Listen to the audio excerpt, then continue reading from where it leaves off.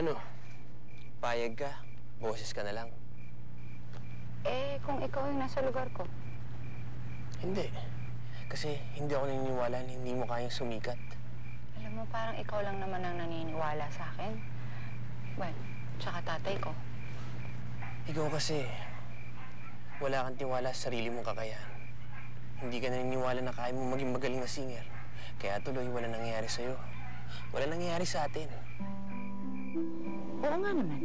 Pero teka, ang sabi niya, walang mangyayari sa atin. Sa aming dalawa. May gusto ba sa akin tong kababata kong alaskador? Wala, no?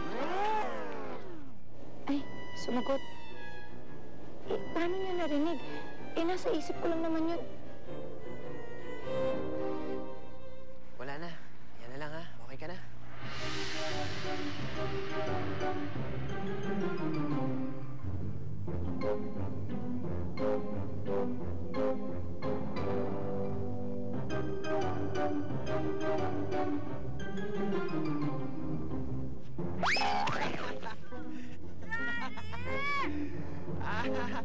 Belat!